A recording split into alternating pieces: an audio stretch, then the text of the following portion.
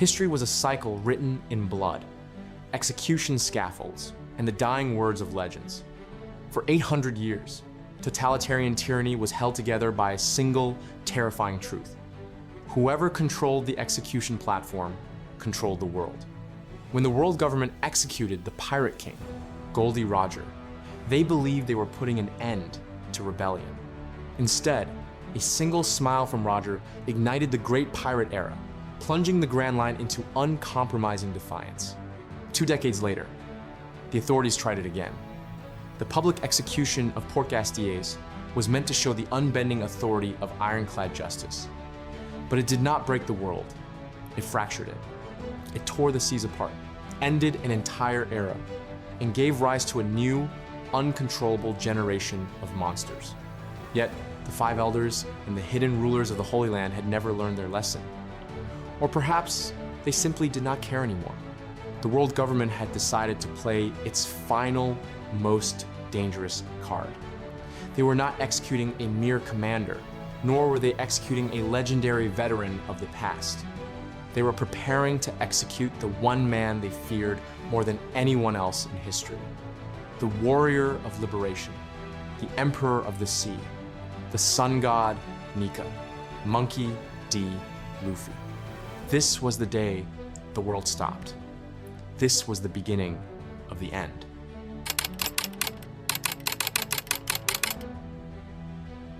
It began with a broadcast. A synchronized transmission hijacked every single communication network across the 4 seas and the Grand Line. The message delivered to the citizens of the world was brief, but it changed the course of history forever. The cold, detached voice announced that Straw Hat Luffy, the emperor and leader of the worst generation, had been captured. In exactly 7 days, at New Marineford, he would face a public execution. For a long moment, the entire world fell completely silent. The news did not just cause panic, it felt fundamentally impossible. This was the chaotic force that had invaded Enies Lobby, broken out of Impel Down, and brought down the invincible creature, Kaido.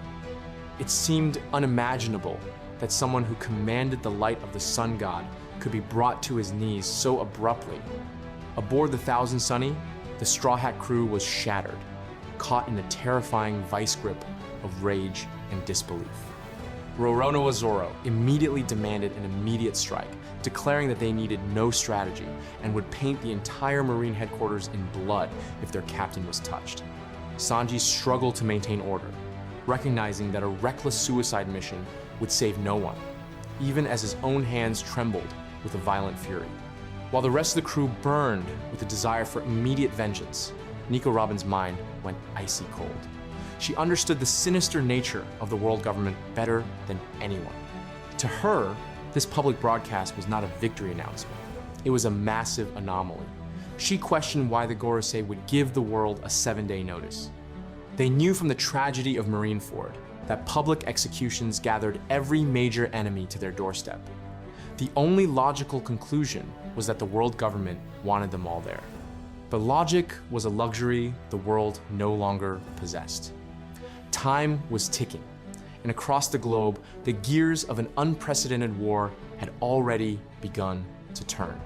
The Straw Hat Grand Fleet did not wait for orders, turning thousands of rudders toward the marine coordinates. The Revolutionary Army mobilized its ultimate elite forces. Yamato sprinted toward the borders of Wano, abandoning everything to save her captain. Marco the Phoenix took to the sky, his blue flames cutting through the storm clouds.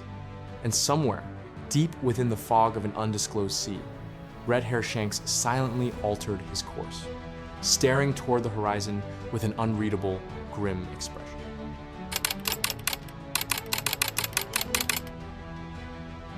Seven days later, New Marineford became the stage for the largest military mobilization in human history. The world government had assembled a force meant to rival the wars of the Void Century. Line after line of vice admirals stood like an unyielding wall, flanked by the terrifying artificial seraphim. But the true terror of this day lay even higher. For the first time in history, the 5 elders, the Gorosei themselves, had descended from the Holy Land of Mary Joie to personally oversee the slaughter. And right beneath their feet, chained to a colossal execution platform by heavy sea prism stone links, sat Monkey D. Luffy. He was motionless, his head hung low, completely drained of his mythical strength. Then, the sky split open.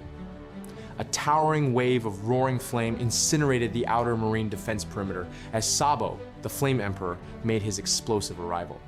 Right behind him, the sea itself seemed to bend to the will of a terrifying entity. For the first time in modern history, the world's worst criminal, Monkey D. Dragon, openly stepped onto a marine battlefield. He was no longer hiding in the shadows. He had come to claim his son, commanding the full, terrifying might of the Revolutionary Army. The battlefield instantly descended into a catastrophic maelstrom of Haki, Steel, and Devil Fruit powers. The Straw Hats arrived with a vengeance that threatened to tear the island apart. The Grand Fleet slammed into the marine flanks, creating a meat grinder of endless combat, while Yamato fought like an ancient wild god. It was a force that far surpassed the legendary Whitebeard War. But as the blood began to spill and the explosions shattered the stone walls, an eerie realization washed over the battlefield. The Marines were not panicking. The admirals looked entirely unbothered. Fleet Admiral Akainu did not even order a counteroffensive to push the invaders back. He just stood there, watching the Revolutionary Army and the Straw Hats push deeper into the center of the plaza. It was blindingly obvious that the forces of justice had fully expected this invasion. And then, the horrifying truth was revealed. Nico Robin's worst fear manifested into reality. The public execution of Monkey D. Luffy was never the true objective. The world government did not bring him here to kill him in front of a crowd. They brought him here because they knew his existence was the only thing capable of drawing out every single threat to their rule simultaneously. Luffy was nothing more than perfect, irresistible bait. Deep beneath the stone foundation of New Marineford lay a secret hidden for over 8 centuries. This island was not just a military base. It was a construct built directly over an ancient subterranean launch facility connected to the sky. It was a facility designed to harbor the ultimate weapon of mass destruction, the Ancient Weapon Uranus. Nico Robin screamed a warning across the plaza, urging everyone to fall back immediately because the execution was a lie designed to erase the entire island from the face of the earth. It was already too late. A deafening mechanical hum vibrated through the ground. Automated protocols of an ancient age awakened from a 1,000-year slumber. The sea around the island began to churn in violent, unnatural patterns, and the sky completely died, replaced by a suffocating, unnatural darkness. For the first time, the fighting stopped. Pirates and Marines alike looked up at the heavens, their weapons lowering in collective dread. This was no longer a war between factions, it was a total cleansing.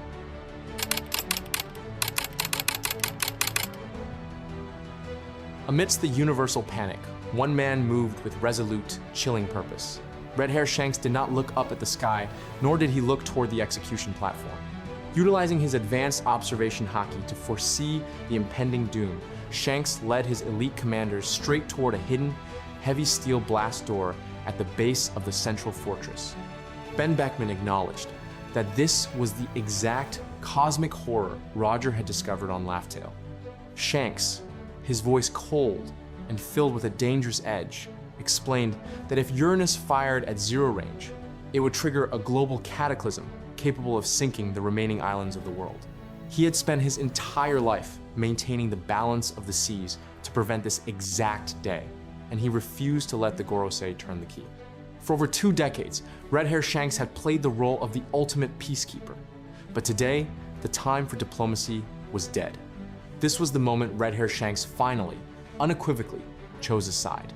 He was not fighting for territory, and he was not fighting for the One Piece. He was fighting to tear down the supreme weapon of the celestial gods.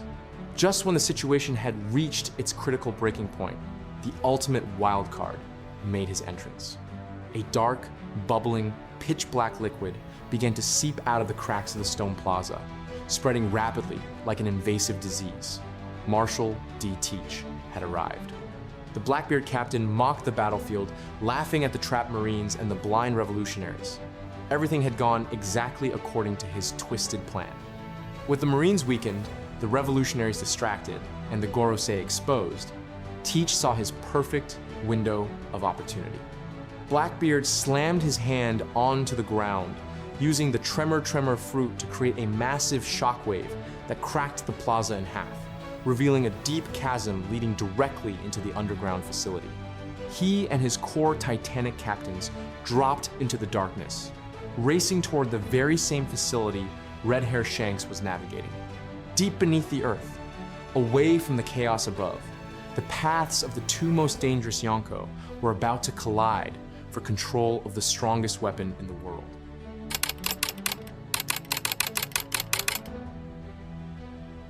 While the Yonko clashed below, the surface remained an unmitigated disaster. Standing at the front of the Blackbeard vanguard on the surface was the ultimate defector of justice, former Admiral Kuzan. The Marines watched in utter shock as a legendary figure stepped past the front lines to confront him. Monkey D. Garp, the hero of the Marines, tossed his cloak aside and ordered his men to stand down, claiming this personal battle for himself. The clash that followed shook what little stability New Marineford had left. Kuzan pushed his ice devil fruit to its mortal limits, unleashing freezing tempests that turned the air to razor-sharp frost. But Garp, even at his advanced age, fought like an untamed mythical beast. His fists, coated in advanced conqueror's haki, shattered the ice before it could even touch his skin. Every single punch carried decades of unspent regret and fury. With a devastating right hook, Garp broke through Kuzan's defenses, sending the former admiral crashing into the stone debris. The nearby Marines began to cheer, believing victory was secured. Garp raised his fist to deliver the final, unconscious, rendering blow. But then, Kuzan looked up with an expression of profound, existential weariness. He asked Garp to look at the crumbling island and look at what the government was willing to do to Garp's own family just to keep their thrones. Kuzan demanded to know if Garp still truly believed in the justice of the world government. A single second of hesitation was all it took. Garp's fist halted as the weight of his life's regrets crashed down on his mind. In that split second of hesitation, a massive, razor-sharp ice pillar tore through the legendary hero, painting the white frost in brilliant crimson. Garp fell to his knees, critically wounded, and his haki fading. Though his monstrous vitality kept him alive, the victory belonged to absolutely no one.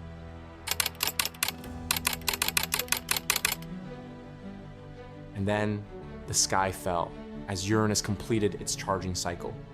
Apocalyptic pillars of holy lightning tore through the atmosphere, descending upon New Marineford with the power to rewrite geography.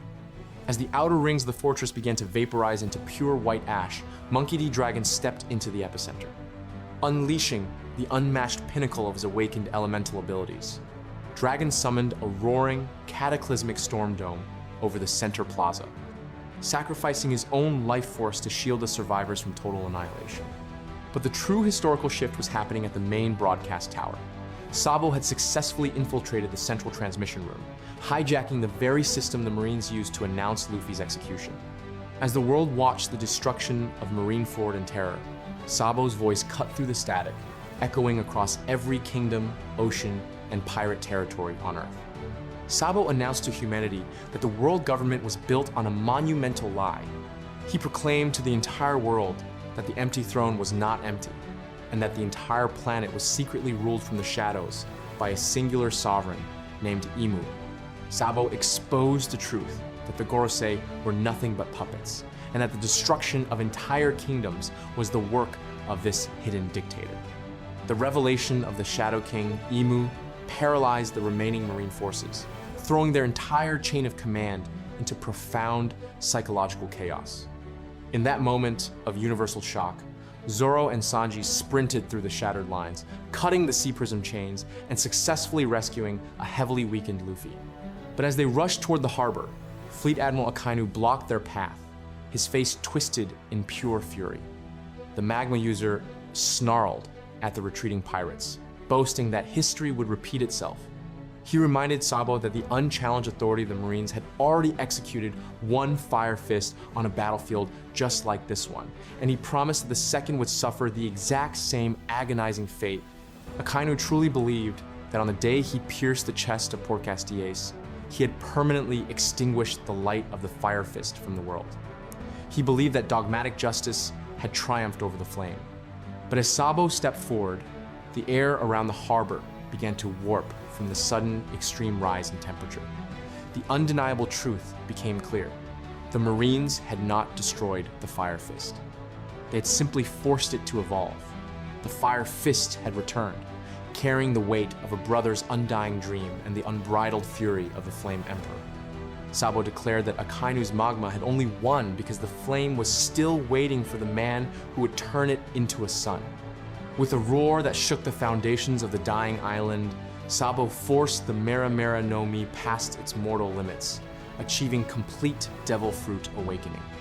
The standard orange flames violently shifted into a blinding white-blue heat, completely surpassing the temperature of Akainu's molten magma.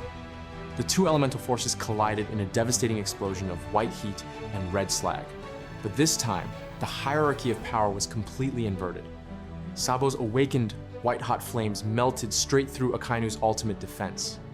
The Fleet Admiral screamed in agonizing shock as the brilliant flames blasted him straight through the ruins of his own headquarters, leaving him broken, burned, and utterly defeated by the very element he thought he had killed years ago.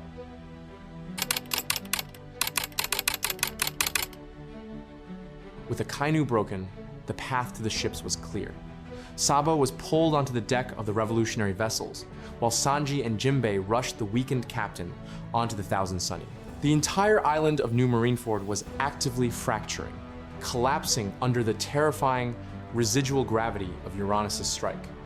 The Grand Fleet was frantically preparing to unleash their sails and escape the turning whirlpool. But even with his body battered and his energy severely depleted, Monkey D. Luffy refused to slip away in silence. He pulled away from his crewmates, stepping up to the very front bow of the Sunny. His eyes locked directly onto an active visual Denden Mushi drone that was still projecting the live feed to every single kingdom and public square across the entire world. Through that tiny broadcast lens, Luffy was not just looking at the citizens of the world. He was looking past them, staring directly at the empty throne, straight into the eyes of the Shadow King, Imu. The entire planet listened through the static as the newly freed emperor delivered a message of uncompromising war. Luffy fiercely declared that the world government had tried to chain the sun, and they had failed. He proclaimed to the hidden ruler of the world that it did not matter how many ancient weapons they hid in the sky or how many execution scaffolds they built. Luffy openly challenged Imu and the entire world government, promising that he was coming to Mary Juaz to personally tear down the empty throne and liberate every single ocean from their tyranny once and for all. Meanwhile, deep within the subterranean facility, the race had concluded. Shanks had fought valiantly, but Blackbeard used the chaotic distractions of his crew to bypass the red-haired captain. Utilizing the gravitational pull of the dark fruit, Teach violently decoupled the ancient power core of Uranus, stealing the world government's ultimate deterrent and escaping into the shadows. When the blinding light finally faded, New Marineford was gone, replaced by a bottomless, swirling void in the ocean. The world government had lost its ultimate weapon, its primary military headquarters, and its fleet admiral was left broken. Yet, the balance of the world had shattered entirely. Marshal D. Teach now held the power to wipe out any island he pleased, while the entire world now knew the terrifying truth about Imu and heard the defiant declaration of the Sun God.